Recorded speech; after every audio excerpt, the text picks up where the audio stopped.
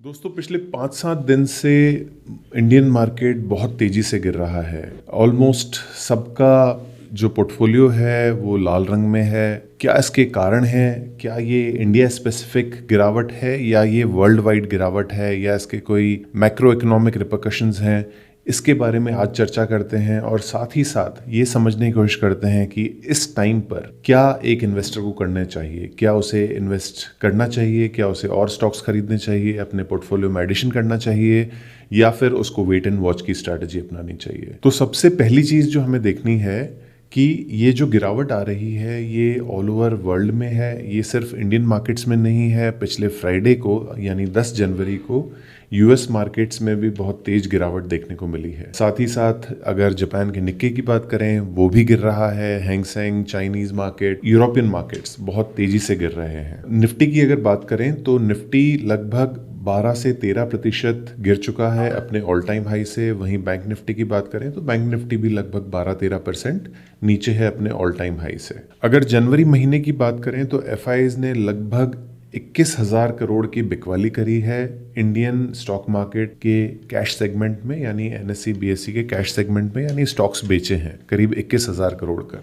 वहीं पर डीआईज ने खरीदारी करी है 24,000 करोड़ की, यानी डीआईज अभी भी इंडियन मार्केट पर बुलिश है। यहाँ पर यह समझना बहुत इंपॉर्टेंट है कि एफआईज इंडियन मार्केट में क्यों बेच रहे हैं जबकि डीआईज अभी तक भी स्टॉक मार्केट में खरीदारी कर रहे हैं। तो इसका मेजर रीजन ये है कि यूएस डॉलर में बहुत तेजी से जो है स्ट्रेंथ आ रही है, जिसकी वजह से इंडियन रुपी बहुत वीक हो रहा है। और इंडियन रुपी ही नहीं, जो दुनिया भर की सारी करेंसीज हैं वो डॉलर के मुकाबले कहीं ना कहीं वीक हो रही हैं। और जब किसी भी देश की करेंसी वीक होती है तो एफआईज सबसे पहले वहां पर पोर्टफोलियो है वो खाली करते हैं, क्योंकि उन्हें रिपोर्टिंग करनी होती है डॉलर अमाउंट में। वहीं जो डीआईज हैं उनकी रिपोर्टिंग होती है इंडियन रुपी में। तो इंडियन रुपी अगर डेप्रिशिएट होता है, एप्रिशिएट होता है, उनकी रिपोर्टिंग पर बहुत ज्यादा फर्क नहीं पड़ता। एफआईएस के केस में रुपया डाउन होना का मतलब है कि उनके पोर्टफोलियो पर नेगेटिव इंपैक्ट आना, तो वो शॉर्ट टर्म के लिए उस कंट्री से पैसा विड्रॉ कर लेते हैं। और जब एफआईज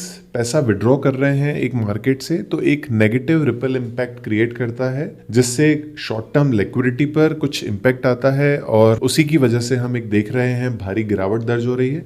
लेकिन अगर आप एब्सोल्यूट टर्म्स में देखें तो एफआईज ने सिर्फ 21,000 करोड़ बेचा है, वहीं पर डीआईज ने 24,000 करोड़ की खरीदारी करी है। जब डॉलर इंडेक्स की बात करते हैं तो डॉलर इंडेक्स जो सितंबर अक्टूबर के महीने में 100-101 के आसपास ट्रेड कर रहा था वो अभी 110 के आसपास ट्रेड कर रहा है। और ये दर्शाता है कि डॉलर में बहुत तेजी से मजबूती आई है पिछले 4-5 महीनों में, जिसका इम्पैक्ट हमने इंडियन रुपी पर भी देखा है। जो रुपी 82 रुपीस पर ट्रेड करता था वो आज हमें 86 प्लस पर देखने को मिल रहा है। और आने वाले समय में आशंका ये जताई जा रही है कि शायद रुपए में और कमजोरी देखी जाएगी, शायद रुपया 90-95 के लेवल पे भी जा सकता है इसी कैलेंडर ईयर के अंदर। और जैसे हमने पहले बताया, यूएस डॉलर के स्ट्रांग होने से एफआईज अपना पैसा शॉर्ट टर्म से इमर्जिंग मार्केट से जैसे इंडिया से या डेवलपिंग मार्केट से निकालकर यूएस के लिए ले जाते हैं। एक और रीजन जो आपको समझना पड़ेगा यूएस डॉलर की स्ट्रेंथ का वो है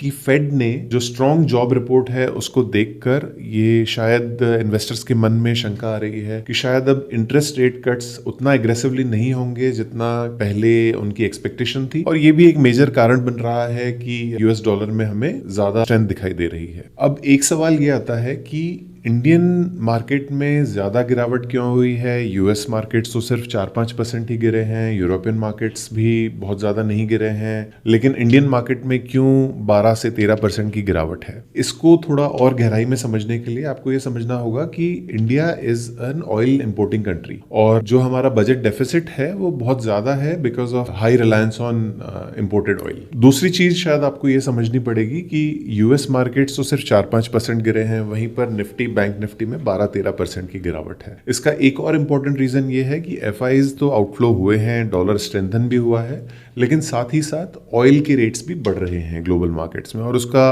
कुछ हद तक रीजन है डॉलर की स्ट्रेंथ, दूसरा उसका रीजन है वॉर, अनसर्टेनिटी, और दूसरा रशिया से शिपमेंट्स आने भी कम हो गए हैं, जिसकी वजह से ऑयल का रेट जो है ग्लोबल मार्केट्स में इंक्रीज हो गया है। इंडिया इंपोर्टेड ऑयल पर हैवीली रिलाई करता है, जिसकी वजह से वो एक बजट डेफिसिट में रहता है। अब वाली अभी की सिचुएशन में जब डॉलर बहुत स्ट्रांग हो गया है, रुपये वीक हो गया है, तो बजट डेफिसिट शायद और ज़्यादा बढ़ सकता है। डॉलर मजबूत हो गया, रुपया कमज़ोर हो गया, बजट डेफिसिट इंक्रीज हो गया है, एफआईज का आउटफ्लो हो रहा है और साथ ही साथ ऑयल के प्राइसेस बढ़ गए हैं। इससे सीधा सीधा इम्पैक्ट पड़ता है देश के जीडीपी पर और इन्फ्लेशन रेट पर। इन्फ्लेशन रेट बढ़ने की संभावना हो जाती है और जब इन्फ्लेशन रेट बढ़ता है, साथ ही साथ इंटरेस्ट रेट बढ़ता है, तो कंपनीज के प्रॉफिट्स में कमी आने के चांसेस बढ़ जाते हैं। अब यही सोच है जिस वजह से यहाँ पर बिकवाली देखने को मिल रही है। लेकिन ऐसे माहौल में क्या आपको अपने पोर्टफोलियो में और स्टॉक्स को ऐड करना चाहिए या फिर वेट एंड वॉच करना चाहिए? अगर आज का वीडियो आपको पसंद आया है